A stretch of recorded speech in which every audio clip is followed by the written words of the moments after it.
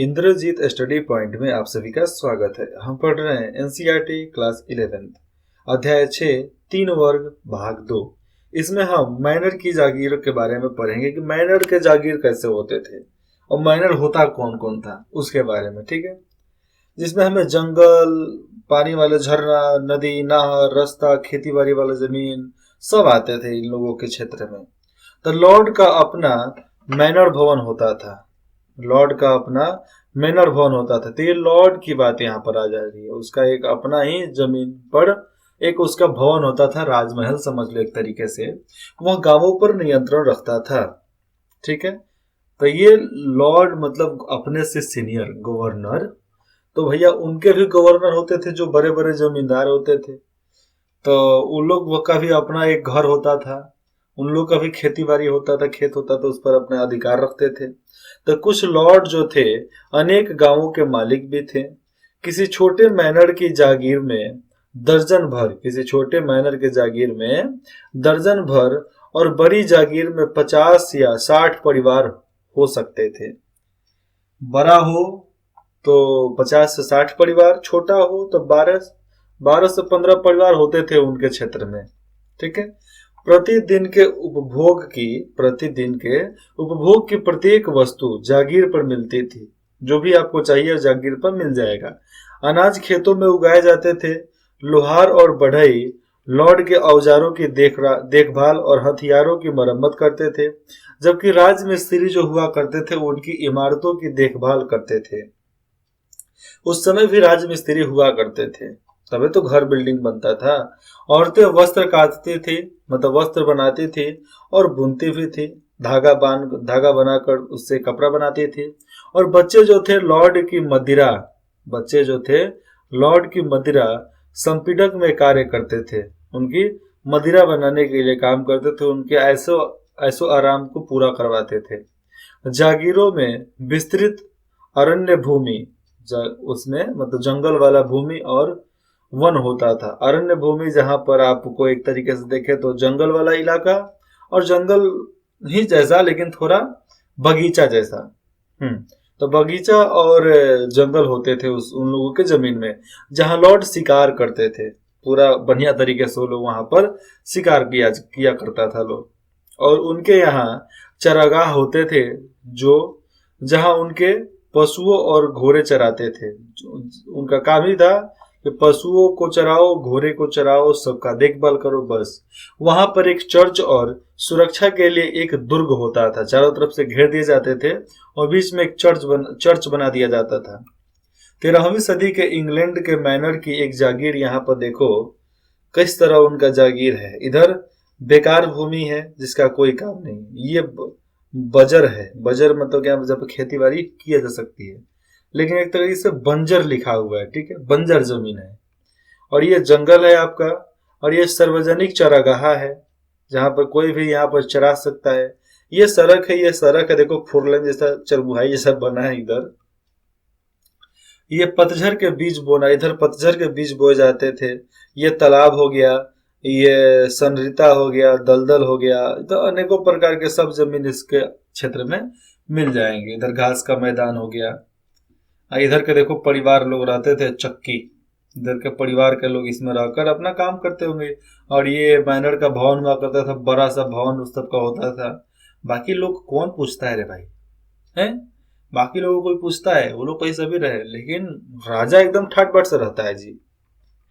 13वीं सदी से देखे तो 13वीं सदी के कुछ दुर्गों को बड़ा बनाया जाने लगा था। 13वीं सदी से कुछ दुर्ग को बहुत बड़ा बनाया जाने लगा था, जिससे वे नाइट मतलब क्या, नाइट के परिवार का निवास स्थल बन सके। मतलब राजा जो होते हैं उनके लिए एक निवास स्थल बन सके। कभी कभी राजा भी आ जाते होंगे, चाहे वो खुद राजा है उस इलाके का। वास्तव में देखा जाए वहां पर तो इंग्लैंड में नॉर्मन विजय से पहले दुर्ग की कोई जानकारी नहीं थी। वहां पर कोई दुर्ग ही नहीं बनता था। लेकिन जब वहां पर नॉर्मन मतलब जब हमला किए, जीत लिए, तो लोग दुर्ग बनाना चालू कर दिए हैं। इंपॉर्टेंट इज द दुर्ग, समझे। और इनका विकास सामंत प्रथा के तहत राजनीतिक प्रशासन और राजनीतिक शक्ति के केंद्रों के रूप में हुआ था। राजनीतिक सत्ता और राजनीतिक प्रशासन, चाहे राजनीतिक चाहे सैनिक शक्ति के रूप में, चाहे सैनिक शक्ति के केंद्र के रूप में हुआ था, मतलब गढ़ थे वो लोग उधर के। तब मैनर कभी भी आत्मनिर्भर नहीं हो सकते थे। मैनर जो भी थे आत्मनिर्भर कभी भी नहीं हो सकते थे, क्योंकि उन्हें नमक, चक्की का पाट और धातु के बर्तन बाहर के स्रोतों से प्राप्त करना पड़ता था, बाहर के व्यापारियों से लेने पड़ते थे।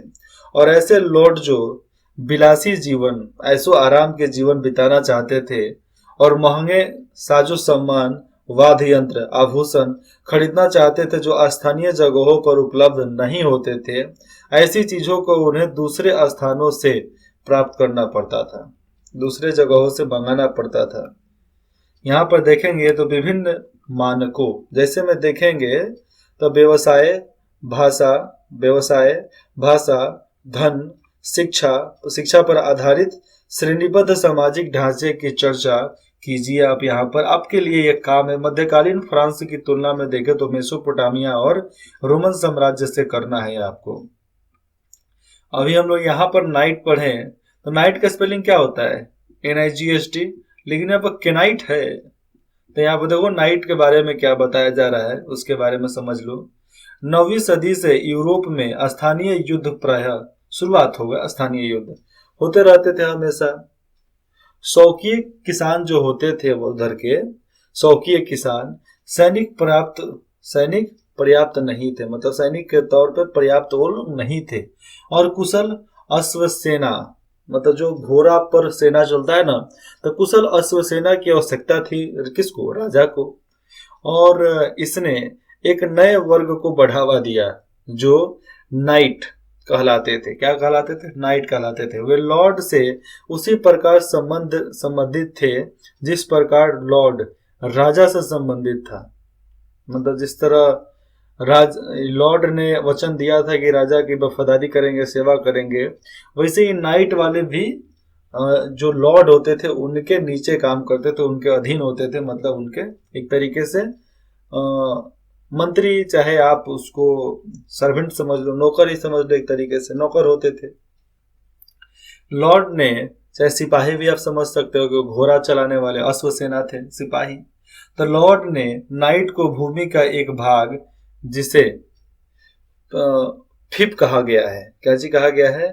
फिफ कहा गया है, तो उसको दिया और उसकी रक्षा करने का वचन दिया कि वह रक्षा करो। फिफ को उत्तराधिकारी में पाया जा सकता था। फिफ को उत्तराधिकार में उसको पाया जा सकता था। यह 1000 से लेकर 2000 एकड़, बड़ा जमीन था यार। 1000 से लेकर 2000 एकड़ या उससे अधिक में फैली हुई हो सकती थी। फीज का जमीन उतना बड़ा होता था, ठीक है, क्योंकि फिफ कोई कम शब्द उन लोगों के लिए तो नहीं था, तो बहुत बड़ा बड़ा जमीन उनको दिया जा सकता था। 2000 एकड़ चाहे उससे भी बड़ा जमीन उनको दिया जा सकता था, आज के जमाने में नहीं। और उसके परिवारों के लिए एक पंचक्की क्या होता है? पानी से चलने वाला चक्की। तो पंचक्की और मदिरा संदीपक के अतिरिक्त जहां पर मदिरा बनता हो, तो उसके अलावा उसके परिवारों के लिए घर, चर्च और उस पर निर्भर व्यक्तियों के रहने की व्यवस्था शामिल थी। सब चीज उनको दिया जाता था। सामंती जो हुआ करते थे, मेनर, मैंने ऊपर जो मेनर आपको शब्द बताया ना, मेनर, सामंती, मतलब एक तरीके से नौकर ही समझो आप।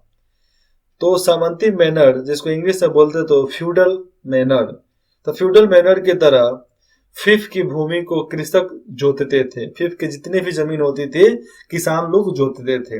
बदले में नाइट अपने लॉर्ड को एक निश्चित रकम देता था। जो रकम तय हो जाता था वो रकम देना रहता था किसको? लॉर्ड को। और लॉर्ड ले जाकर किसको देगा? राजा को देगा। छोटे से सिपाही किसको देंगे? ये फीज लोग सिपाही किसको देंगे? जिसको मेनर बोलते थे। तो मेनर लोग सिपाही देंगे लॉर्ड को, लॉर्ड ले जाकर सिपाही देगा किसको? राजा को। तब जाकर युद्ध होता था। समझ में आया? और युद्ध में उसकी तरफ से लड़ने का वचन देते थे। जितने भी नीचे वाले लोग होते थे युद्ध में लड़ने के लिए वचन देते थे कि लड़ेंगे आपके लिए। और अपनी सैन्य योग्यताओं को बनाए रखने के लिए कि मेरा सेना ठीक रहे, मेरा सेना मजबूत रहे, तो उसके लिए नाइट प्रतिदिन अपना बड़ा समय बार बनाने, घेराबंदी करने और पुतलों से रण कौशल एवं अपने बचाव का अभ्यास करने में निकालते थे। कौन? नाइट लोग। फिर गवर्नर, गवर्नर के बाद राजा लोग भी ऐसे ही करते थे, कुछ बड़ा समय निकालते थे सब अभ्यास करने के लिए, रण कौशल, लड़ने का, पुतलों के साथ घेराबंदी होता था पूरा अपने इलाके का। तो नाइट अपनी सेवाएं अन्य लॉर्ड को भी दे सकता था। नाइट जितने भी होते थे अन्य लॉर्ड को भी अपनी सेवा दे सकता था, पर उसकी सर्वप्रथम निष्ठा अपने लॉर्ड के लिए ही होती थी। और यहाँ पर देखो, सबसे पहले का सेवा जो होता था अपने लॉर्ड के लिए होती थी, बाकी लॉर्ड लोग या लोग वो सब बात की बात आ गई। पहले अपना मालिक, बाद में तुम्हारा किसी का। तो ऐसे ही चलता था उस समय। आप यहाँ पर देखो, पहले ये बता देता हूं, अगर मेरे प्यारे लॉर्ड अगर मेरे प्यारे लॉर्ड को काट दिया जाता है, काट दिया मतलब मार दिया जाता है, तो उसकी तकदीर का मैं भागीदारी बनूंगा। ये शायद ऐसे ही वचन दिया देता था लोग। चलो पढ़ते हैं इसको। अगर मेरे प्यारे लॉर्ड को काट दिया जाता है तो उसकी तकदीर का मैं भागीदारी बनूंगा। अगर वह लटका दिया जाता है तब मुझे भी उसके साथ लटका दे। अगर उसे अग्नि दंड दिया जाता है तो मैं भी उसके साथ जल जाऊंगा। और अगर उसे डुबा दिया जाता है तो मुझे भी उसके साथ डुबा दिया जाए। 13वीं सदी में गाई जाने वाली फ्रांसीसी कविता है। अच्छा, 13वीं सदी में गाया जाने वाला एक कविता है जो डुंडे मयानस जो नाइटों के साहस की याद दिलाती है। तो नाइट जितने भी सैनिक होते थे ऐसे ही गाया करते थे, अरे राजा के लिए हमारा हर चीज निछावर बस। वो लोग आत्मबद्ध होते थे। आत्मबद्ध क्या, वो लोग एक तरीके से देखा जाए तो आत्मा से जुड़े हुए होते थे। ऐसा पहले के जमाने में होता था, अभी नहीं। अभी तो बगावत हो जाता है, गद्दारी हो जाता है। ऐसे बहुत लोग होते हैं जो वचन दे दे के गद्दारी कर देते हैं। हाँ, आप इतिहास उठाकर देखोगे, इतिहास का पढ़ना, तो अनेकों प्रकार के भगौड़े दिखेंगे। एक तो मेरे को याद है, सुजामल, भगौड़ा नंबर 1 सुजामल, ठीक है। पृथ्वीराज चौहान का ससुर, उसने भी गद्दारी किया था। अकबर के दरबार में रहने वाले अनेकों लोग, वो लोग भी गद्दारी कर दिए। बाबर के साथ रहने वाले अनेकों लोग, वो भी गद्दारी कर दिए। शेरशाह सूरी के साथ रहने वाले अधिकतर लोग बगावत कर दिए, गद्दारी कर दिए। ये वचन दे देकर गद्दारी करते थे। 12वीं सदी से गायक फ्रांस के मैनरों में वीर राजाओं और नाइट की वीरता की कहानियां गीतों के रूप में सुनाते हुए घूमते रहते थे। और जितने भी गायक लोग होते थे फ्रांस के, माइनरों के बारे में, वीर राजाओं के बारे में, नाइट की वीरताओं के बारे में कहानी सुनाते थे, चाहे उसको गीत के रूप में हर किसी को सुनाते रहते थे, घूमते रहते थे। ये उन लोगों का काम है जो अंशतः यहाँ पर देखा जाए तो ऐतिहासिक और अंशतः काल्पनिक होती थी। एक तरीके से ऐतिहासिक इतिहास का पाठ हो गया, चाहे काल्पनिक हो सकता है, वैसा था। लेकिन ऐसा हो सकता था नहीं, ऐसा हुआ भी होगा, क्योंकि पहले के लोग थोड़ा अच्छे लोग होते थे, आज के लोग बगावती लोग होते हैं। आज अधिकतर कंपनियां मुझे देखने को मिलता है कि एक बाप ने उसको खड़ा किया और उसके सारे बेटे ने मिलकर उसको बर्बाद कर दिया, बांट लिया। आज वो साथ मिलकर काम करते थे, अनेकों प्रकार के काम वहां से कर सकते थे, लेकिन नहीं, बंटवारा तो करेंगे वो लोग, कुछ भी कर सकते हैं भैया, पैसा के लिए लोग कुछ भी कर सकता है। उस काल में जब बहुत अधिक संख्या में पढ़े लिखे लोग नहीं होते थे, क्योंकि उस समय पढ़े लिखे लोग तो होते नहीं थे ज्यादा, और पांडुलिपियां भी अधिक नहीं थी उस समय, और ये घुमक्कर जो चारण होते थे बहुत प्रसिद्ध थे।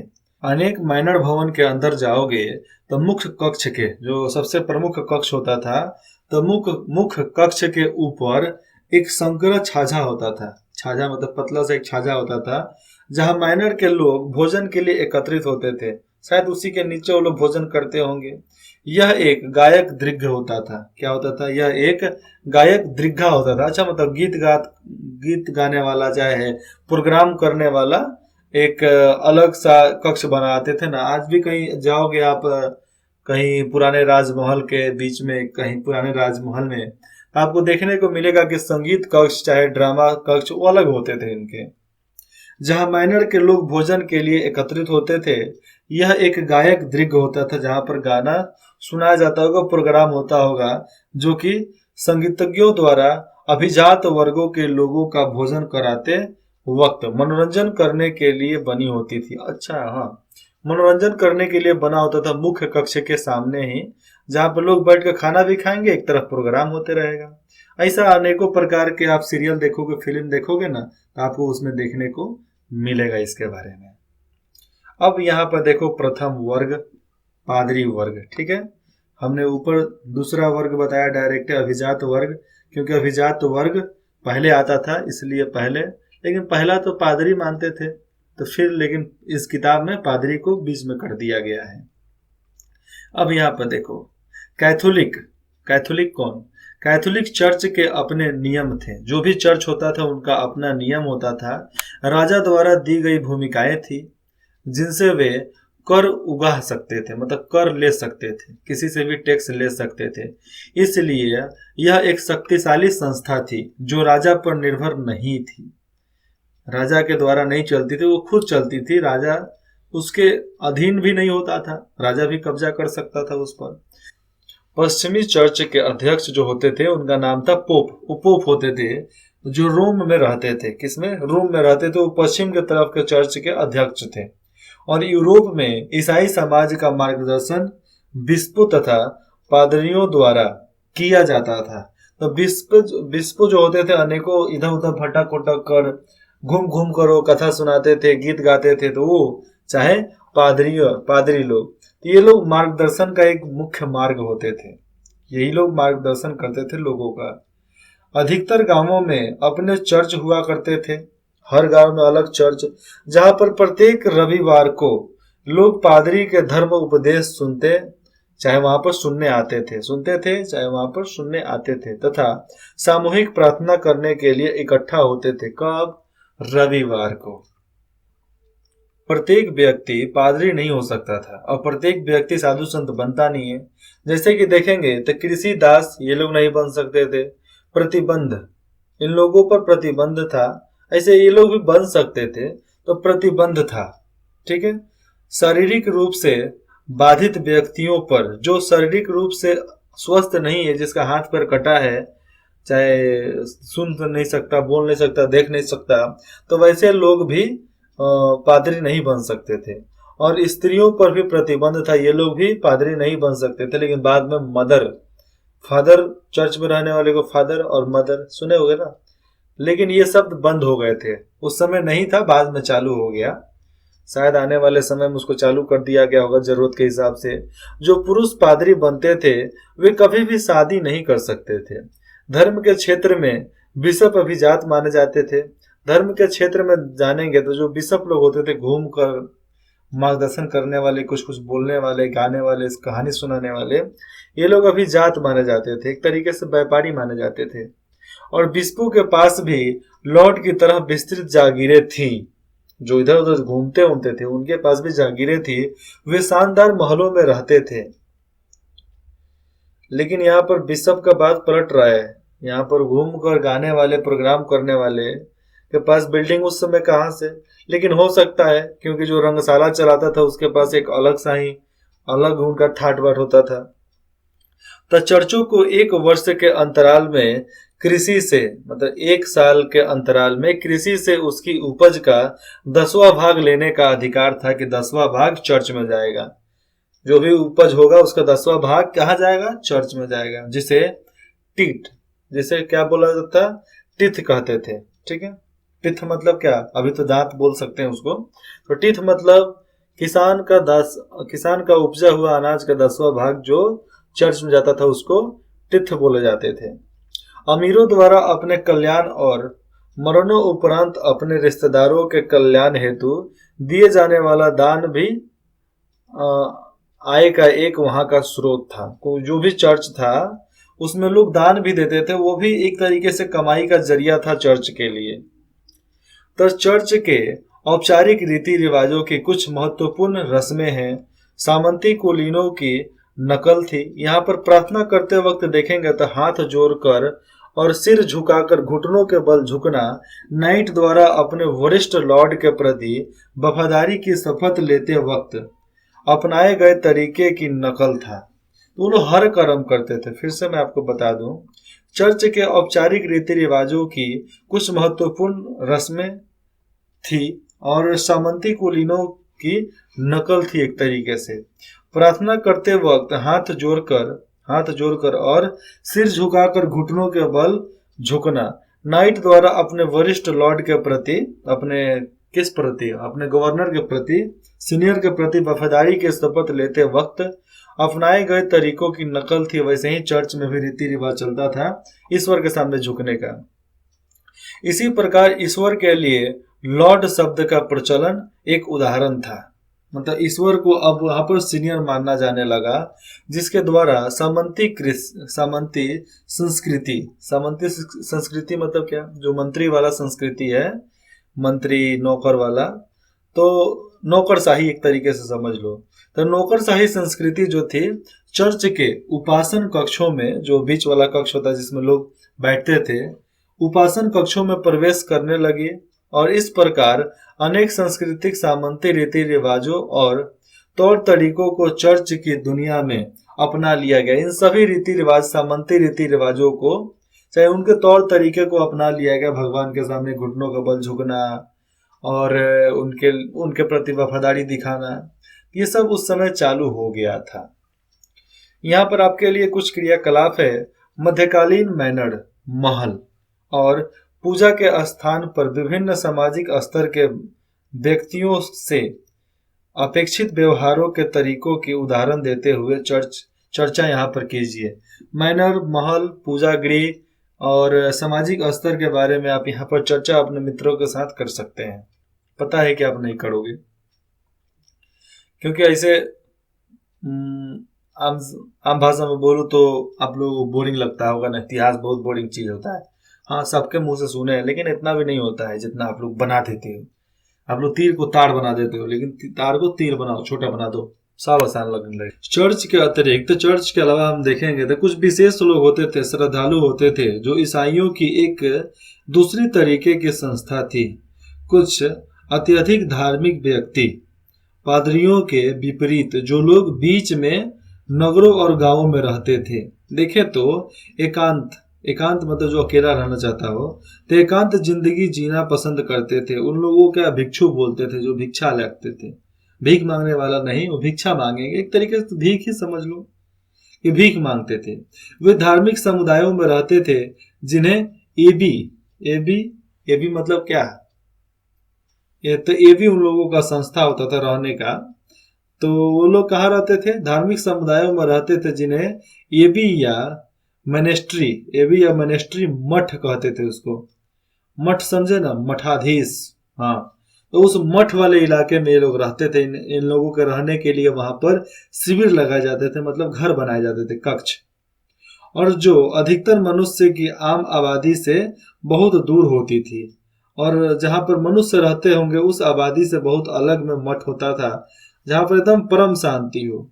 जो सबसे अधिक प्रसिद्ध मठों में एक मठ जो है 529 में इटली में स्थापित सेंट बेनेडिक्ट, जिसको आप जानते भी होंगे, सेंट बेनेडिक्ट था, जो सबसे प्रसिद्ध मठ था उधर का। दूसरा तो देखेंगे 910 में एक मठ सामने आया था, बरगंडी। ठीक है, तो बरगंडी में स्थापित कुलूनी था। कुलूनी उसका नाम था। क्या नाम था? कुलूनी मठ। तो उधर उस दो इलाके में ये लोग रहते थे। भिक्षु अपना सारा जीवन आबे में रहने मतलब अब्बा शब्द से लिया गया था ना। ठीक है, ताबे में रहना मतलब भगवान की प्रार्थना करते हुए रहना। ताबे में रहना और समय प्रार्थना करता, हर समय वो लोग प्रार्थना ही करते रहते थे। अध्ययन और कृषि जैसे, अध्ययन जहाँ पर पढ़ाई हो सके, और कृषि जैसे अध्ययन में क्या करते हैं वो लोग? पढ़ने के लिए बोलते हैं। और खेती बाड़ी वाले लोग बोलते हैं हम कृषि मेहनत में हम लगेंगे। और पादरी कार्य के विपरीत देखे तो भिक्षु की जिंदगी, जो भिक्षा मांगता है, उसकी जिंदगी पुरुष और स्त्रियां दोनों ही अपना सकते हैं। वो क्या? पुरुष हो चाहे स्त्री हो, दोनों ही अपना सकते हैं ऐसा भिक्षु वाला जिंदगी। और ऐसे पुरुषों को मॉन्क, ऐसे पुरुषों को मॉन्क कहा जाता है और स्त्रियों को नून कहा जाता है। तो मॉन्क कहलाते हैं पुरुष और स्त्री कहलाती है नून। ठीक है। कुछ आवे को छोड़ दिया जाए तो ज्यादातर, कुछ आवे को छोड़े हम तो ज्यादातर में देखेंगे तो एक ही लिंग के व्यक्ति रह सकते थे। पुरुष और महिलाओं के लिए अलग अलग आवे थे। पुरुष अलग रहेगा, महिलाएं अलग रहेगी। पादरियों की तरह देखा जाए तो भिक्षु और भिक्षुनियों भी विवाह नहीं कर सकते थे। और जिस तरह पादरी लोग विवाह नहीं कर सकते थे, उसी तरह एक भिक्षु और भिक्षुनी भी विवाह आपस में नहीं कर सकते थे। और उन लोगों का संबंध क्या होता था वो तो भगवान जाने, लेकिन यहाँ पर माना जाता है कि वो लोग विवाह नहीं कर सकते थे। आगे देखते हैं, 10 या 20 पुरुष या स्त्री, 10 या 20 पुरुष या स्त्री के छोटे समुदायों से बढ़कर मठ अब सैकड़ों की संख्या में समुदाय बन गया है। मतलब नहीं समझे, पहले 10 और 20 लोग होते थे स्त्री पुरुष मिलाकर, अब वो 10-20 से लेकर सैकड़ों की संख्या में बढ़ गया है, जिसमें बड़ी इमारतें और भू जागीरों, बड़े बड़े इमारत और बड़ा बड़ा भूमि होता है उन लोगों के अधीन। तो उसके साथ साथ स्कूल या कॉलेज या अस्पताल संबंध होते थे उन लोगों से, अब जुड़ते गए धीरे धीरे। तो एक मठ में आपको स्कूल मिलेगा, जमीन मिलेगा, साथ साथ कॉलेज भी मिलेंगे, अस्पताल भी मिलेंगे। तो ये सब चीज संबंध रखते थे अब मठ से। तो इन समुदायों ने कला के विकास में योगदान दिया, बहुत ज्यादा दिया। और आवेश हिल्डेगार्ड, तो आवेश हिल्डेगार्ड देखिए, आप पृष्ठ संख्या 35 पर देखोगे इसके बारे में। 35 किधर है? 35 ऊपर चला गया ना। तो फेयर्स के बारे में मैंने ऊपर बताया था ना, मठ के बारे में नहीं बताया था, हो सकता है, लेकिन यहाँ पर पृष्ठ 35 दे रहा है और हम लोग यहाँ पर तो 39 पढ़ रहे हैं ना। तो ऊपर हम लोगों को इसके बारे में जरूर समझना, समुदायों के बारे में, समुदाय मतलब नहीं अभिजात वर्ग के बारे में बताया था ना, हाँ उसके बारे में, जो हमें पृष्ठ 35 पर मिलेगा।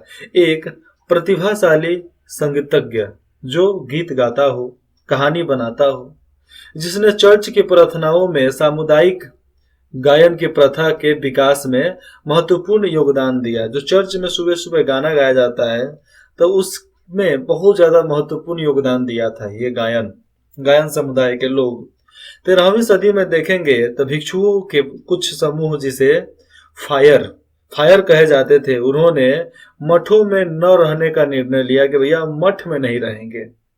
वे एक स्थान से दूसरे स्थान पर घूम घूम कर लोगों को उपदेश देते थे और दान से अपनी जीविका चलाते थे।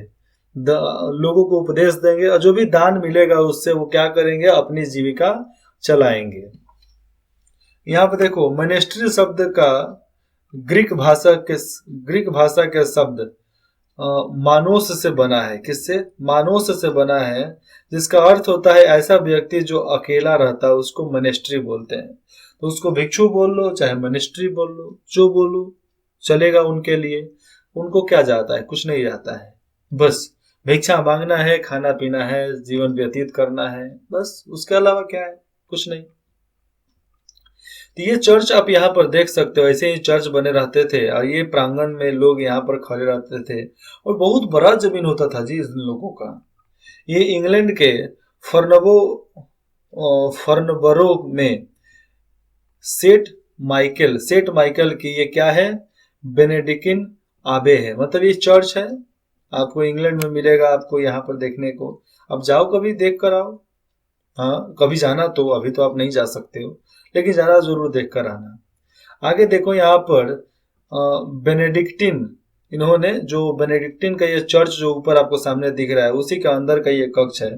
तो उनके मठों में भिक्षुओं के लिए एक हस्तलिखित पुस्तकालय चाहे पुस्तक होती थी, जिसमें नियमों के 73 अध्याय होते थे। कितना? 73।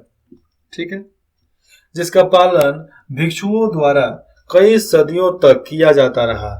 और इस पुस्तक के कुछ नियम इस प्रकार हैं, आप देखो अध्याय 6 में आप बताया गया है कि भिक्षुओं को बोलने की आज्ञा कभी कभी ही दी जानी चाहिए। भिक्षु लोग कभी कभी ही बोलते थे। अध्याय 7 में दिया गया है विनम्रता का अर्थ है आज्ञा पालन। कोई चुपचाप सुन लेता है मतलब आज्ञा पालन कर रहा है।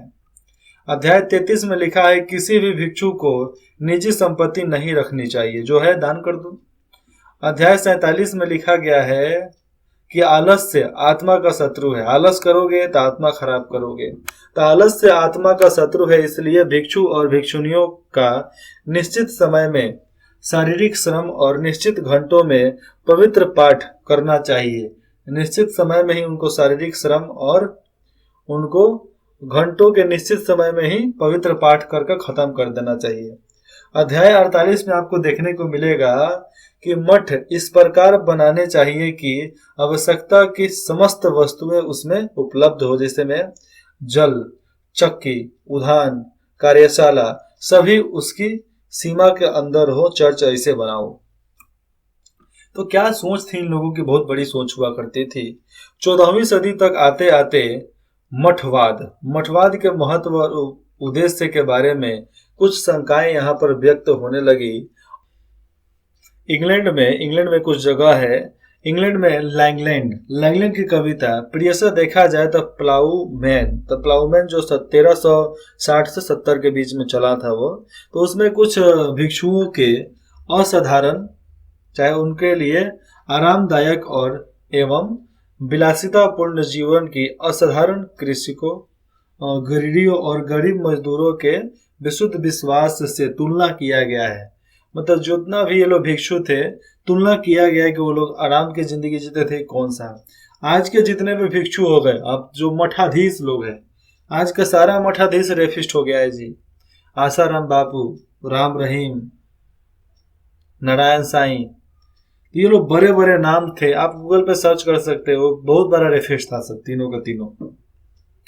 और भी बाबा हैं, लेकिन नाम धीरे धीरे आता है, सरकार बदलती है तो नाम आता है, सरकार बदलेगी फिर नाम आएगा, जरूर आएगा।